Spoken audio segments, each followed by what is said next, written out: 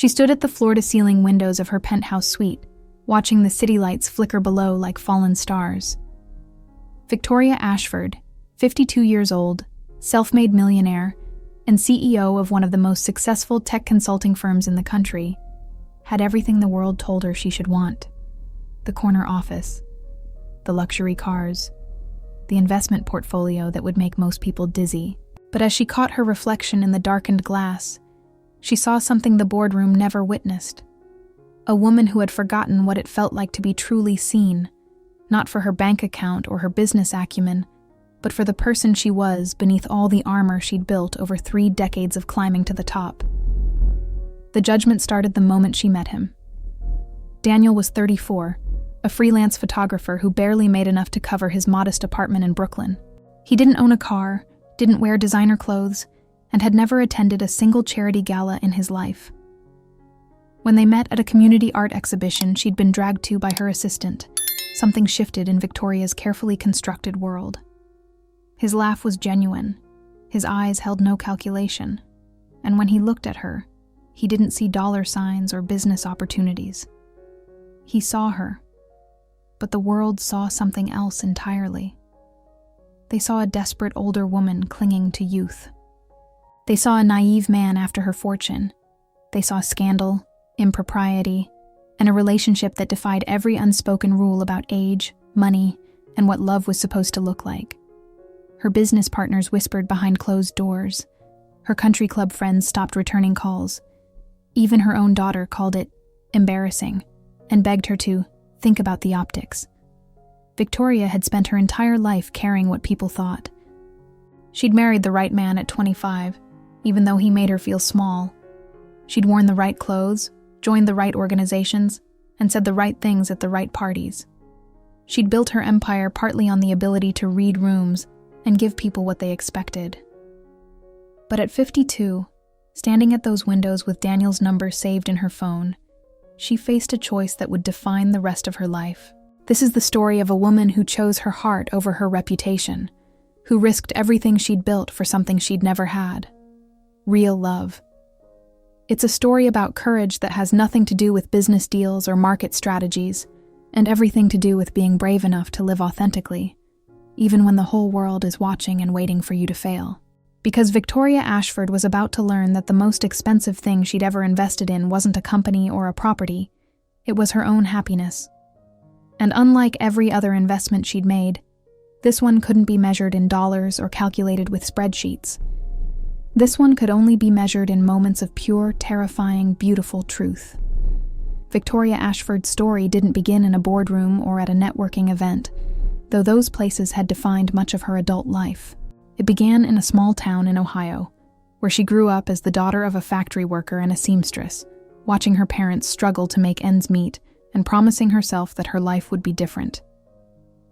She put herself through community college, then transferred to a state university, working 3 jobs and sleeping 4 hours a night. She graduated with honors in computer science at a time when women in tech were rare and often unwelcome. Her first marriage at 25 was to Richard Ashford, a fellow executive she met at her first corporate job. He was handsome, ambitious, and came from the right kind of family. Their wedding made the society pages. Their divorce, 15 years later, was quietly settled behind closed doors, with Victoria paying a substantial sum to keep the details private. Richard had never hit her, never screamed, but he had slowly, methodically diminished her over a decade and a half, making her feel like an employee in her own marriage. When their daughter Emma went to college, Victoria finally found the courage to leave. The years that followed were a blur of building. She launched her consulting firm at 42, just when everyone told her she should be thinking about winding down. Instead, she worked harder than she ever had, fueled by a mixture of ambition, anger, and the desperate need to prove she was more than just Richard's ex-wife. Within 5 years, she'd built a company worth $20 million. Within 10 years, that number had tripled. She was profiled in Forbes, invited to speak at conferences, and courted by venture capitalists who wanted to invest in her next big idea. But success came with a price. Victoria's calendar was perpetually booked 18 months in advance. Her relationships were transactional, networking opportunities disguised as friendships. She dated occasionally, usually men introduced through friends or colleagues. Men who fit the profile of what a woman in her position should want: successful, age-appropriate, financially stable.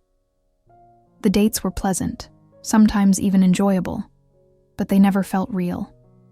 She never felt seen. She was always performing, always being the Victoria Ashford everyone expected, never just Victoria. By the time she turned 52, she'd accepted this as the natural order of things. She had her work, her wealth, her reputation. She had a beautiful home, exotic vacations, and the respect of her industry. What more could she want? Love, she'd decided, was for other people. For younger people. For people who hadn't already had their chance and watched it crumble. She'd made her peace with this reality, or so she thought. Then came that Tuesday evening in September, when her assistant practically forced her to attend a community art exhibition in Manhattan, insisting that Victoria needed to get out and experience something besides conference rooms and quarterly reports. Victoria went reluctantly, planning to make a brief appearance and leave. She had no idea that in a crowded gallery, standing in front of a photograph of an empty subway platform at dawn, she would meet someone who would demolish every assumption she'd ever made about her life, her heart, and what she deserved. That someone was Daniel Chen, and nothing would ever be the same. The exhibition was smaller than Victoria expected, held in a converted warehouse in Chelsea, with exposed brick walls and industrial lighting that cast dramatic shadows across the displayed artwork. She arrived precisely 20 minutes after the opening, calculating that this was late enough to avoid the initial crowd, but early enough to make a respectable appearance. She wore a tailored navy suit with a silk blouse, her armor of choice, though she'd left off the pearls in a minimal concession to the casual setting. Most of the attendees were young, dressed in the kind of deliberately casual clothing that Victoria had never quite mastered.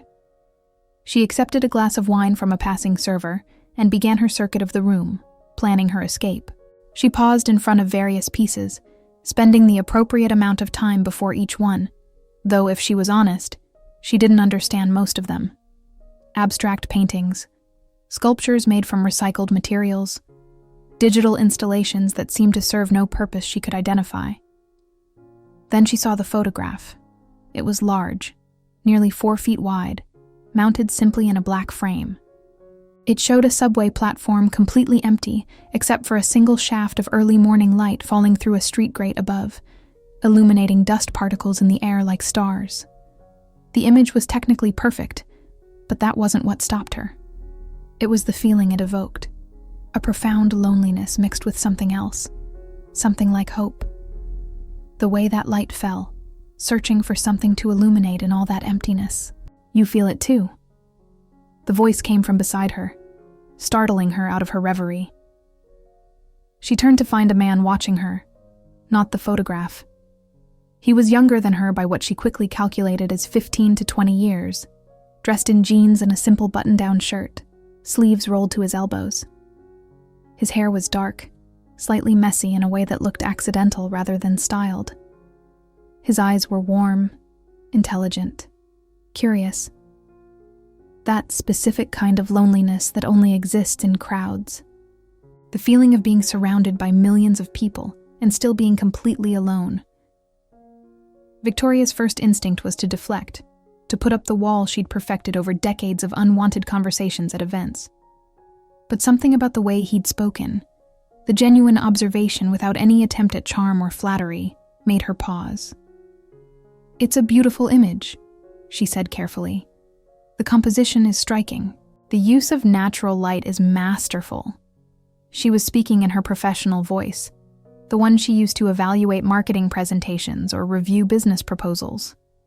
He smiled, a genuine expression that reached his eyes. "You're analyzing it. I'm talking about feeling it." He gestured toward the photograph. "That's 6 a.m. at the 23rd Street station. I went there every day for 3 weeks, waiting for the light to be exactly right, for the platform to be exactly empty. I wanted to capture what it feels like to be awake when the whole city is sleeping, to be present in a space that's usually chaos, but is temporarily at peace. "You took this?" Victoria looked at the photograph again, seeing it differently now. There was no price tag, no sale information. She glanced around and noticed for the first time that every third or fourth photograph in the exhibition had the same small signature in the corner. D. Chen. "These are all yours?" "Guilty." He extended his hand. "Daniel Chen. And you are either someone who genuinely appreciates photography, or you're very good at pretending for social occasions. I'm guessing the second, based on how you're dressed compared to literally everyone else here, but I'm hoping for the first." His directness should have been off-putting, but somehow it wasn't. It was refreshing. No one spoke to Victoria Ashford this way. No one dared to suggest she might be pretending anything. She shook his hand, feeling the calluses on his palm, the firm grip that didn't try to prove anything. "Victoria," she said, deliberately leaving off her last name. "And you're right. I am pretending. My assistant thinks I work too much and need to expand my cultural horizons. I'm here under protest, planning my exit strategy." She wasn't sure why she was being honest with this stranger. Maybe it was his own honesty. Maybe it was the way he'd looked at her, really looked, like she was a person rather than a position. Daniel laughed, a sound so genuine and unguarded that several people nearby turned to look. "Well, that's the most honest thing anyone said to me all night. Everyone else has been telling me how the urban isolation theme speaks to the millennial condition or whatever. You want to get out of here? There's a 24-hour diner 2 blocks away that makes terrible coffee and amazing pie. We could continue this conversation somewhere the wine isn't pretentious, and I don't have to smile at people who are definitely not going to buy my work." And just like that, standing in a gallery in Chelsea on a Tuesday night, Victoria Ashford faced her first choice: play it safe, make her excuses, and return to her regularly scheduled life, or take a risk on something as simple and complicated as pie with a stranger. Victoria said yes. Even as the word left her mouth, she couldn't quite believe she was saying it. She never went to diners. She never left events with people she'd just met. She never deviated from her plans, especially not for something as spontaneous and unstructured as late-night pie with a photographer whose work she'd been admiring 30 seconds ago. But Daniel's smile when she agreed was so openly pleased, so free of calculation or hidden agenda, that she felt something shift in her chest, something that had been locked tight for longer than she cared to admit. The diner was exactly as he'd described, fluorescent bright, with cracked vinyl booths and laminated menus sticky with decades of use. It was the opposite of every restaurant Victoria usually frequented, where reservations were required weeks in advance and the waitstaff knew her usual order. Here, a tired-looking waitress with a name tag reading Doris took their order without a second glance, unimpressed by Victoria's designer suit or the intensity with which Daniel studied the pie options like they were matters of national importance. "Cherry or apple?" Daniel asked, looking at her seriously. "This is actually an important question. Your answer will tell me a lot about you." Victoria laughed, surprised by the sound of her own genuine amusement. When was the last time she'd laughed like that? "Cherry," she said, "but only if it's not too sweet. I don't like things that are trying too hard." Daniel nodded approvingly. "Good answer. 2 cherry pies, Doris, and 2 terrible coffees, please." They talked for 3 hours. Victoria couldn't remember the last time she'd had a conversation that wasn't about business, that didn't have an agenda or an end goal. Daniel told her about growing up in San Francisco, the son of immigrants who'd wanted him to be a doctor or lawyer and had been devastated when he'd chosen art instead. He'd spent his 20s traveling, taking photographs in 37 countries, sleeping on floors and eating instant noodles, believing that experience was worth more than security. His passion for his work was evident in every word, every gesture, the way his whole face lit up when he described waiting for the perfect moment to press the shutter. Victoria found herself telling him things she never shared. About growing up poor and hungry, not just for food, but for something more, something she couldn't name as a child. About building her company from nothing, the deals that almost destroyed her, the victories that felt hollow because there was no one to share them with. About her daughter Emma, who was brilliant and successful and kept Victoria at arm's length, treating her more like a business associate than a mother. About the crushing loneliness of success, the way achieving everything you thought you wanted could feel like the emptiest victory of all. "You're performing even now," Daniel said quietly, sometime around midnight. They were on their second round of pie, and the diner had emptied except for one drunk couple arguing quietly in the corner booth. "Not as much as when we met, but still. There's a version of yourself you're presenting, carefully edited. I can see you choosing your words, measuring your revelations." Victoria stiffened, feeling exposed. "I don't know what you mean." "Yes, you do." He wasn't accusing, just observing, the same way he might note the quality of light or the composition of a scene. "You're used to being interviewed, profiled, evaluated. You've learned to control your narrative. But that's exhausting, isn't it? Having to be on all the time. Never just being." His words hit something deep and true. Victoria felt tears prick at her eyes and blinked them back furiously. She did not cry. Certainly not in public. Definitely not in front of near strangers in diners at midnight. But Daniel saw. He didn't comment, didn't make it awkward, just reached across the table and briefly squeezed her hand. His touch was warm, solid, real. "Sorry," he said. "Occupational hazard. I spend my life looking for the truth beneath the surface. The moment when someone forgets to pose. That's when you see who they really are." He released her hand and sat back. "You don't have to perform for me, Victoria. I'm not trying to get anything from you. I'm just enjoying talking to someone who's actually lived, who's built something, who knows what it's like to want something so badly you'd sacrifice everything for it." "How old are you?" Victoria asked suddenly, breaking her own rule about not asking personal questions that might reveal the age gap she'd been acutely aware of since they sat down. Daniel grinned. 34. "You?" 52, she said, waiting for his reaction, for the subtle withdrawal or the flash of calculation she'd seen before from younger men, who suddenly realized she might be useful to them. But Daniel just nodded. "Cool. Does that matter?" And somehow, incredibly, in that moment, it didn't. Not the 18 years between them. Not the gulf in their bank accounts or life experiences or social circles.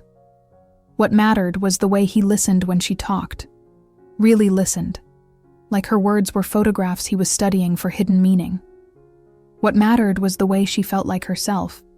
Not Victoria Ashford, the CEO, or Victoria the divorcee, or Victoria the mother who'd somehow failed to connect with her own child, but just Victoria, messy and complicated and real. When they finally left the diner at 2 a.m, Daniel walked her to her car, a sleek Mercedes that probably cost more than he made in a year. "Can I see you again?" he asked. "Not at a gallery or a diner. Somewhere I can show you the city the way I see it?" Victoria knew she should say no. Every logical part of her brain was screaming warnings about age gaps and different worlds and all the ways this could go wrong. But she looked at Daniel, at his open, hopeful face, and heard herself say, "Yes, I'd like that very much." Their second meeting happened 3 days later, on a Saturday morning that Victoria had previously blocked out for reviewing quarterly reports. Instead, she found herself standing on a street corner in Brooklyn at 7 a.m, wearing jeans and sneakers she'd had to dig out from the back of her closet, waiting for Daniel to show her what he called the real city. She felt ridiculous and anxious, and more alive than she had in years. When he arrived on a bicycle, carrying a second one for her, she almost laughed at the absurdity of it all. "When was the last time you rode a bike?" Daniel asked, securing the second bicycle and looking at her with barely concealed amusement. Victoria thought back. "College? Maybe. I'm not sure this is a good idea. But Daniel was already adjusting the seat height, his movements efficient and confident.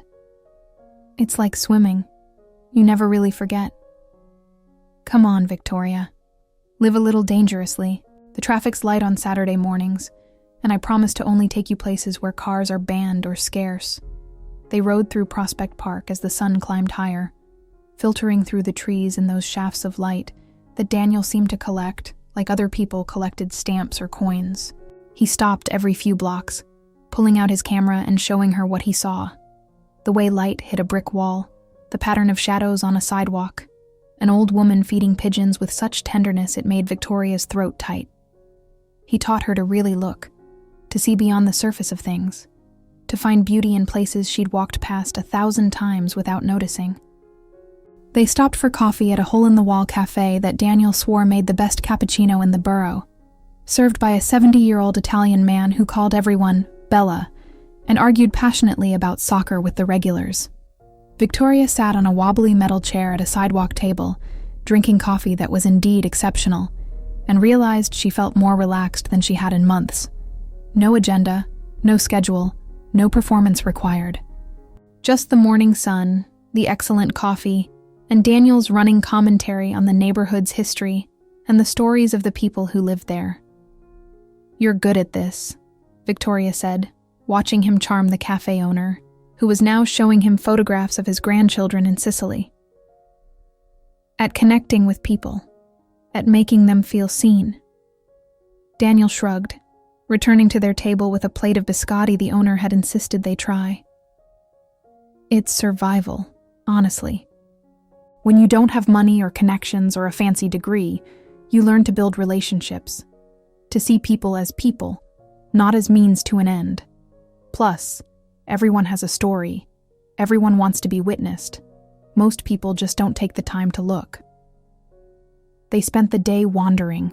Daniel took her to a community garden in Bed-Stuy where volunteers were planting vegetables, to a street market in Bushwick where artists sold handmade jewelry and paintings, to a waterfront spot in Red Hook where the view of the Statue of Liberty and Manhattan skyline made her breath catch. Everywhere they went, Daniel knew someone. The garden coordinator, the jewelry maker, the hot dog vendor with the best spot. He introduced her simply as my friend Victoria, and nobody questioned it, nobody judged, nobody saw anything unusual in their pairing. It was the most normal day Victoria had experienced in decades, and precisely because of that normalcy, it felt revolutionary. No one knew who she was. No one wanted anything from her. She wasn't networking or building relationships or making strategic connections. She was just existing, moving through the world beside someone who seemed genuinely happy she was there, not for what she could do for him, but simply for who she was in that moment. Late in the afternoon, they stopped in a small park overlooking the East River. Daniel pulled out his camera and began photographing the water, the light, the boats passing. Victoria sat on a bench watching him work. He moved with such focus, such complete absorption in what he was doing. She envied that, the ability to be entirely present, entirely committed to the moment. Her mind was always racing ahead, planning, strategizing, worrying about what came next. "Take off your jacket," Daniel said suddenly, looking at her through his camera lens. Victoria blinked. "What?" "Your jacket. Take it off, and let your hair down." She'd worn it pulled back in her usual professional style, even for a day of biking around Brooklyn. She hesitated, feeling self-conscious. "I don't like being photographed." "I know. That's why you should do it. Come on, Victoria. Trust me. I see something you can't see yet." She did it. Removed her jacket, pulled out the pins holding her hair in its neat twist, felt the weight of it fall around her shoulders, longer than most women her age wore it, shot through with gray. She'd stopped coloring 6 months ago in a rare act of rebellion. She looked at Daniel, feeling vulnerable and exposed. He smiled behind his camera. "There. That's it. That's the real you, the one you keep hidden. Beautiful." He took the photo, then lowered the camera. "You should let her out more often, Victoria. She's pretty amazing."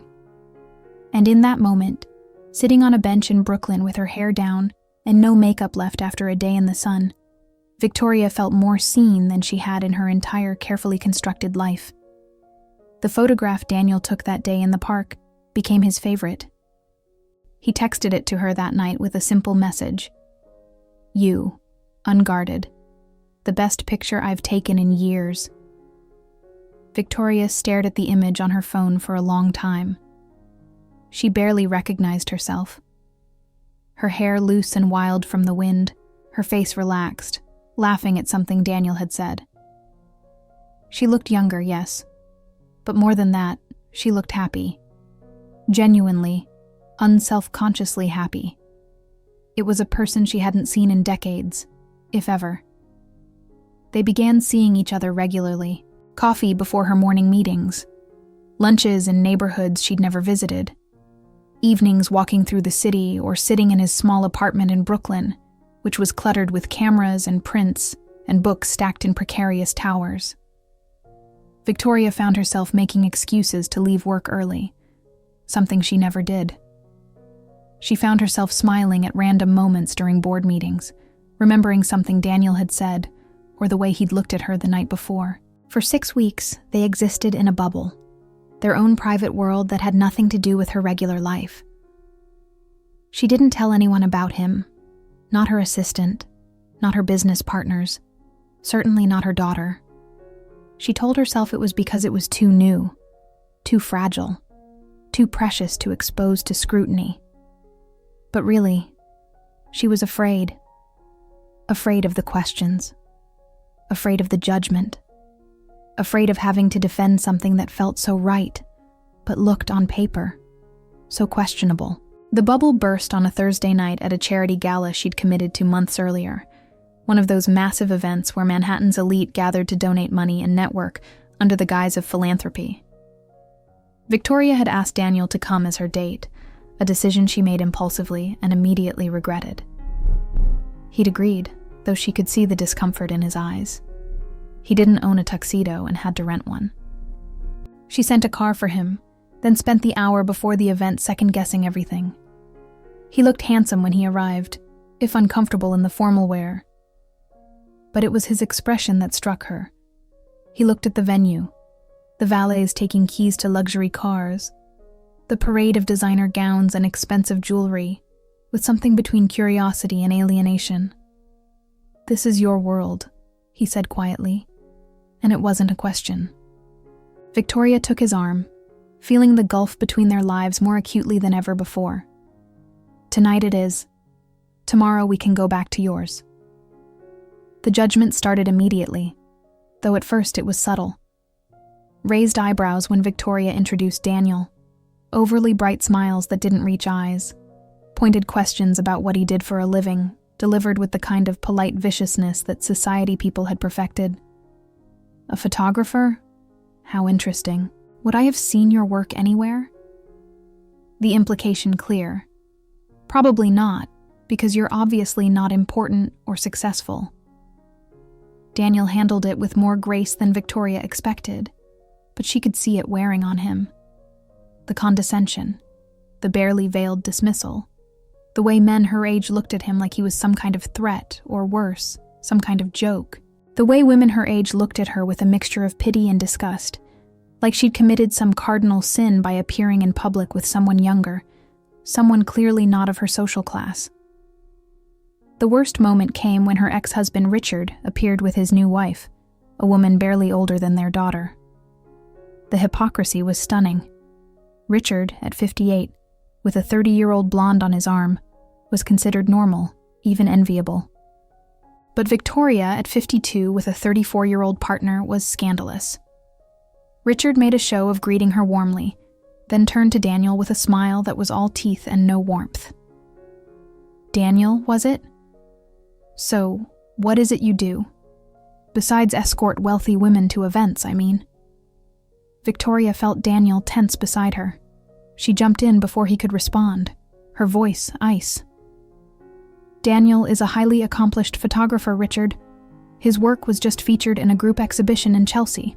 But I suppose you wouldn't know about that, since you've always considered art to be a waste of time, unless it's appreciating in value on your wall." Richard laughed, unfazed. "Always so defensive, Victoria. I was just making conversation." He looked at Daniel appraisingly. "Must be nice, though. Dating a successful woman.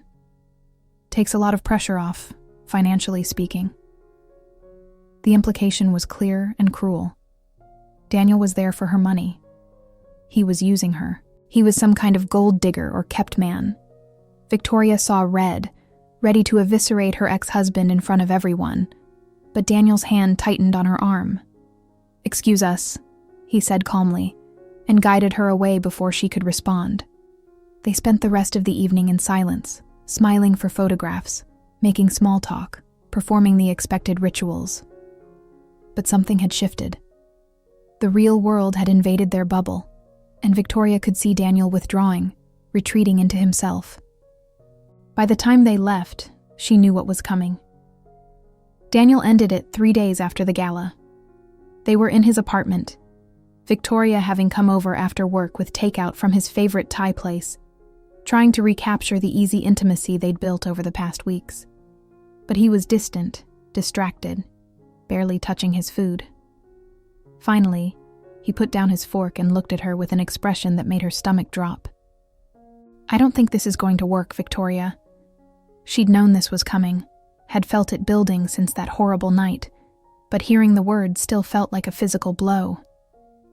"Because of what Richard said? Daniel, you can't let him get to you. He's a miserable person who wants everyone else to be miserable too." But Daniel shook his head. "It's not just Richard. It's all of it. Your world, Victoria.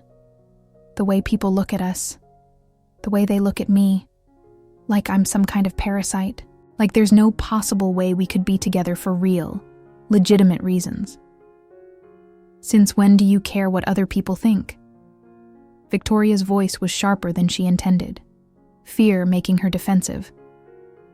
"You're the one who told me to stop performing, to stop caring about other people's opinions.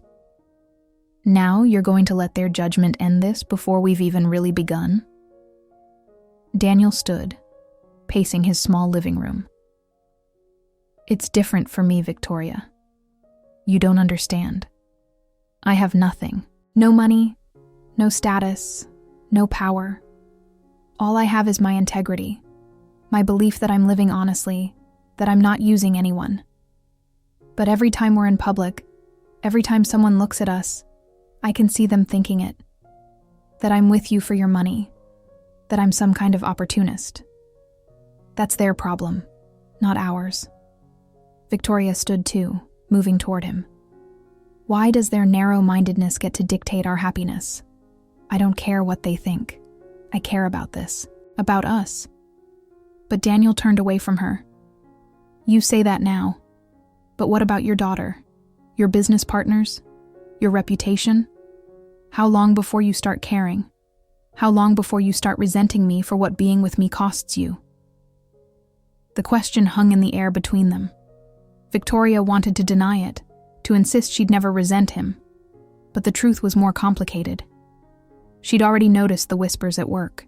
Her assistant had asked, carefully, if everything was okay, after seeing her leave early multiple times.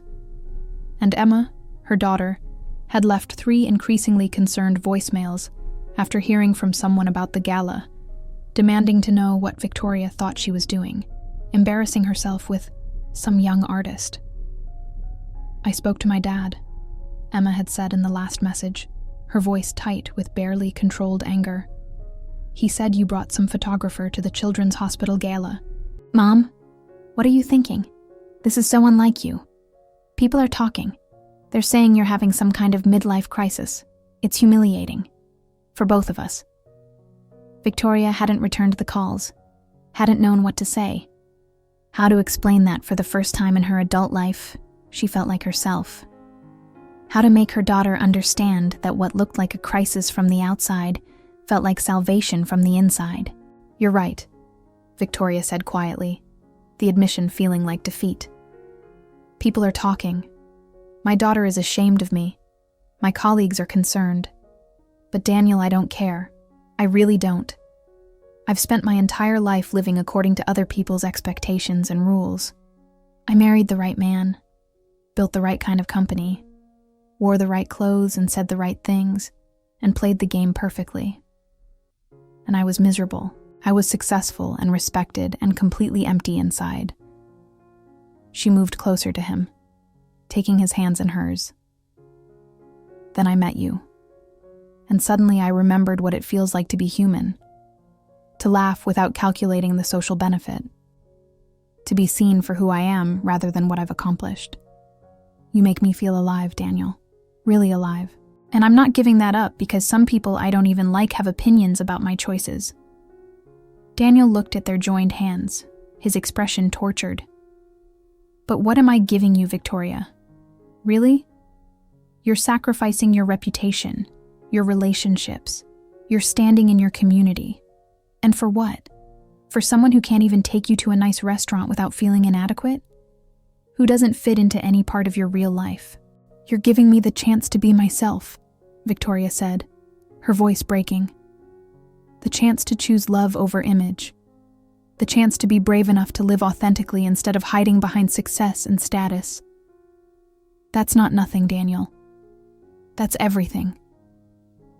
She paused, searching his face. Unless this isn't really about what other people think. Unless you're the one who's uncomfortable with the differences between us. The age, the money, unless you're looking for an excuse to leave. Daniel pulled his hands away, turning to the window. The silence stretched between them, painful and heavy. Finally he spoke, his voice barely above a whisper. I'm terrified, Victoria. Terrified that you're going to wake up one day and realize you've sacrificed too much. Terrified that I'm going to hold you back or drag you down. Terrified that everyone is right, and I'm just deluding myself that this could work. He turned back to her, and she saw tears in his eyes. I'm in love with you. That's the problem. I'm completely, terrifyingly in love with you. And I don't know how to be that when the whole world is telling me I'm not good enough for you. Victoria felt her own tears spill over. Then be terrified, be uncertain, be imperfect. But be with me. Don't let their judgment make you give up on something real. Don't let fear win. She closed the distance between them, taking his face in her hands. I'm choosing you, Daniel, even knowing the cost. Even knowing the judgment and the whispers and the disapproval. I'm choosing us. The question is, are you brave enough to do the same? Daniel didn't answer that night. Instead, he kissed her, desperately, like someone trying to memorize a moment they're convinced they're about to lose. They made love with an urgency that felt like goodbye, and Victoria left his apartment at midnight, driving home through empty streets with tears streaming down her face, certain she'd lost him. She'd given him everything she had, made herself completely vulnerable, and it hadn't been enough. The next morning, she woke to find him gone from her life. No calls, no texts, just silence. Victoria threw herself into work with the kind of manic focus she'd perfected over the years, using strategy meetings and acquisition negotiations and board presentations to block out the ache in her chest. She worked 16-hour days, said yes to every speaking engagement, scheduled back-to-back meetings from dawn to midnight. Her assistant looked concerned, but said nothing. Her colleagues seemed relieved. This was the Victoria they knew, the one they were comfortable with. Focused, professional, untouchable. A week after their last conversation, Emma called, not with the angry lectures Victoria had been avoiding, but with something that sounded almost like concern. Mom, can we have lunch, please? I think we need to talk.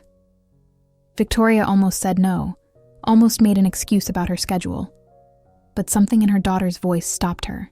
They met at a quiet French restaurant midtown, the kind of place where their conversation wouldn't be overheard, where Emma had probably calculated they could have a serious discussion in appropriate surroundings.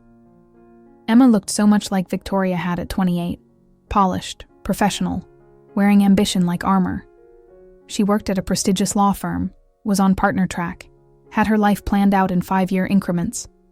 Looking at her daughter, Victoria saw herself, and the recognition was painful.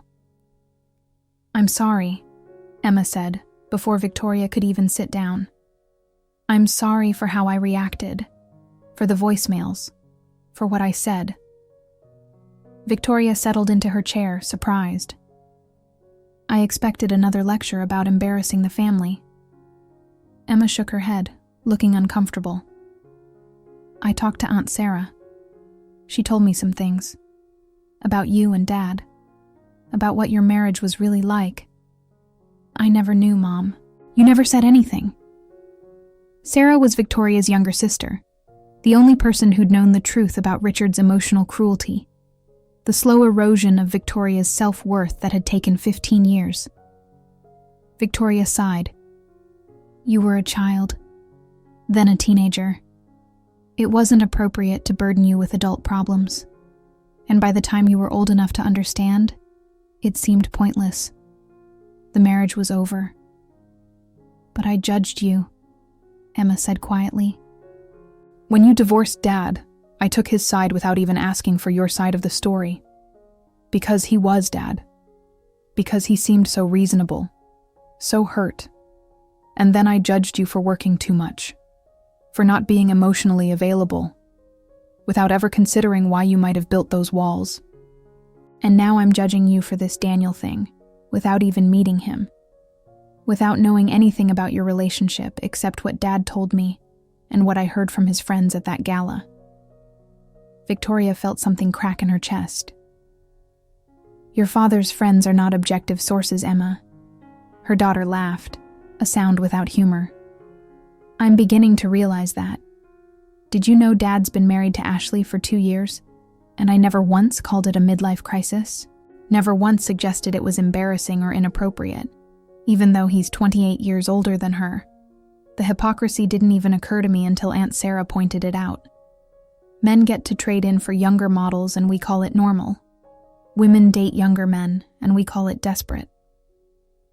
They talked through lunch and into the afternoon, Victoria finally telling her daughter the truth about what her marriage had really been like, about building her company as an escape, a way to have something that was entirely hers that Richard couldn't diminish or control, about meeting Daniel and feeling, for the first time in decades, like she was allowed to be imperfect and human and still deserving of love.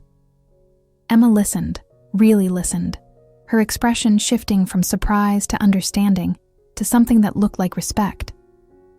"So, why did you stop seeing him?" Emma asked finally. "Aunt Sarah said she hasn't seen you smile in over a week, that you're working yourself into the ground again."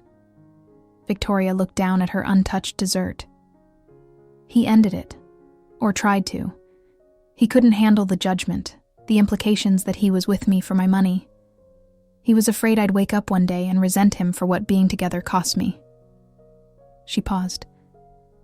"I told him I was choosing him anyway, choosing us despite everything, but I don't think he believed me." Emma was quiet for a long moment. Then she said something that surprised Victoria completely. "So prove it. If you mean what you said, if you're really choosing him, prove it. Not to Dad or his awful friends or anyone else.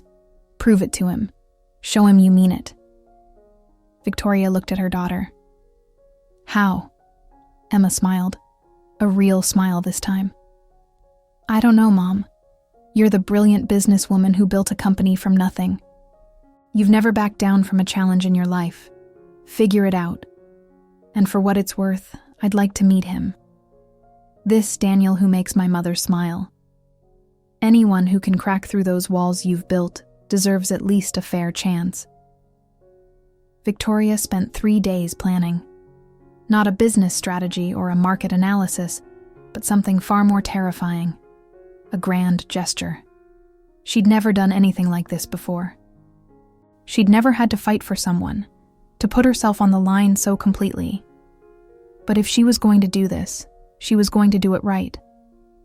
She started by calling Daniel. When he didn't answer, she left a voicemail. "I need you to trust me. I'm asking you to meet me somewhere. Saturday, 8 in the morning. The gallery where we met. Please, Daniel, give me this one chance." She didn't know if he'd come. She spent the next 2 days alternating between confidence and terror. She called in favors, made arrangements, prepared everything with the same meticulous attention to detail she'd bring to a major business deal.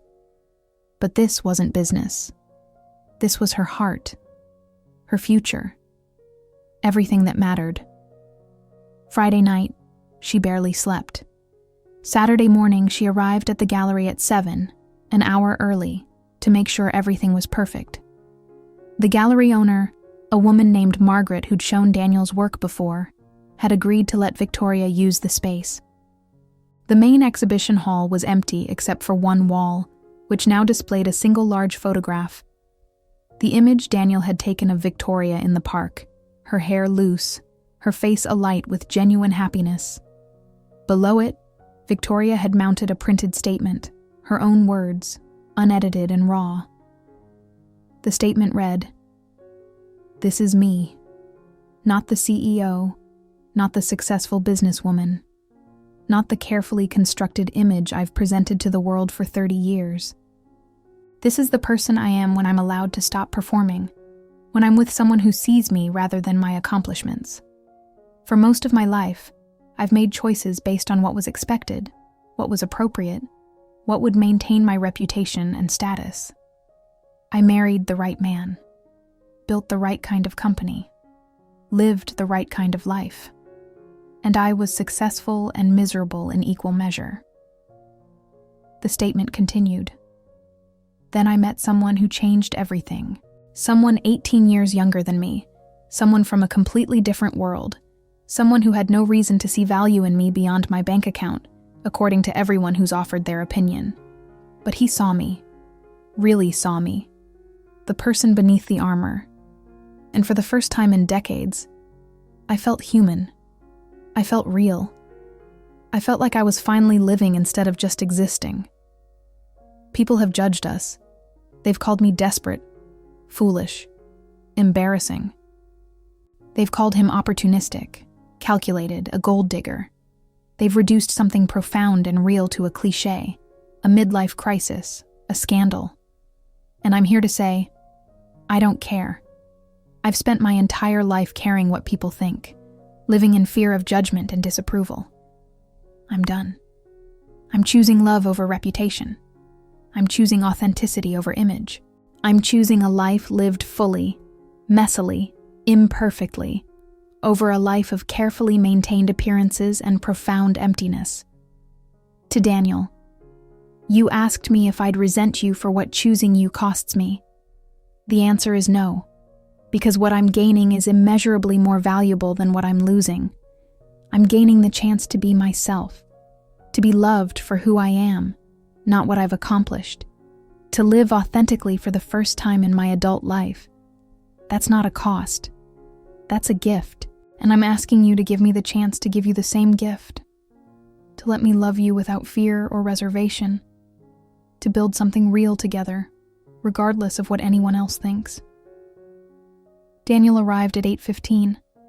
Victoria was standing in the center of the gallery, her heart pounding so hard she thought it might burst from her chest. He stopped in the doorway when he saw the photograph, his eyes moving from the image to the statement below it, reading slowly. She watched his face, trying to gauge his reaction. But he was unreadable, his photographer's eye taking in every detail. When he finally looked at her, his eyes were wet. "You put this in a public gallery, where anyone can see it, where everyone will know." His voice was rough with emotion. Victoria nodded. "I called the local papers, art blogs. I invited everyone I know, my business partners, my colleagues, my ex-husband and his awful friends. I'm having an opening here tonight for your next exhibition. I'm your patron officially. I'm buying 10 of your pieces for my office building to be displayed prominently in the lobby. And I'm making it very clear that we're together, that I choose you, that I don't care who knows it or what they think about it." Daniel crossed the gallery floor, his steps echoing in the empty space. He stopped in front of her, close enough that she could see every emotion playing across his face. Surprise, disbelief, hope, fear, love. "Victoria," he whispered. "This is insane. This is the most impulsive, irrational, completely unstrategic thing I've ever seen you do." She smiled through her tears. "I know. Terrifying, isn't it? This is what you've done to me, Daniel. You've made me brave enough to be irrational, to choose my heart over my head, to risk everything for something real." He cupped her face in his hands, his thumbs wiping away her tears. "I love you. I'm terrified and uncertain and completely out of my depth. But I love you. And I'm choosing you too. All of you. The CEO and the woman with her hair down. The carefully controlled and the beautifully messy. All of it." And there, in the gallery where they'd met, Daniel kissed her. Not goodbye this time, but hello. Hello to a future that didn't make sense on paper, that violated every rule about age and money and what relationships were supposed to look like. Hello to something real and scary and worth fighting for. The exhibition that night was exactly as chaotic as Victoria expected. Some people came to support her. Some came to judge. Some came simply out of curiosity, to see the scandal in person. Victoria stood beside Daniel as he talked about his work, watching him come alive in front of an audience, his passion and talent undeniable. She saw the moment several collectors realized they were looking at real art, not just some hobby of a kept man. She saw her business partners' surprise when they actually looked at the photographs, when they understood that Daniel was genuinely talented, that this wasn't some frivolous fling. She saw Emma arrive, watched her daughter approach Daniel and introduce herself, saw them talk for 20 minutes, saw Emma laugh at something he said, and she saw Richard arrive with Ashley, saw his expression when he realized what Victoria had done, the public declaration she'd made. He approached her at one point, his face a mixture of disbelief and grudging respect. "You've lost your mind," he said. Victoria smiled. "No, Richard. I found it. There's a difference." Not everyone came around. Some colleagues did distance themselves. Some friends stopped calling. There were articles in society columns, some kind and some cruel. Victoria's daughter told her that people at her law firm had asked about the situation with her mother, and Emma had firmly told them it was none of their business. But Victoria had Daniel, and she had herself. Finally, truly herself. She started leaving work at reasonable hours, started taking weekends off, started living instead of just achieving. She and Daniel moved in together after 6 months, a decision that caused fresh waves of gossip, but felt absolutely right. They traveled together, combining his love of photography with her newfound appreciation for actually experiencing the world rather than just passing through it on business trips. He taught her to see. She taught him that success and art weren't mutually exclusive, that wanting financial stability didn't make someone a sellout. They challenged each other, frustrated each other, loved each other with an intensity that age gaps and bank accounts couldn't diminish. 2 years later, Victoria stood at those same floor-to-ceiling windows in her penthouse. But this time she wasn't alone. Daniel was beside her, camera in hand, photographing the city lights. "What do you see?" she asked him. He lowered the camera and smiled at her, the smile that had first caught her attention in a gallery years ago.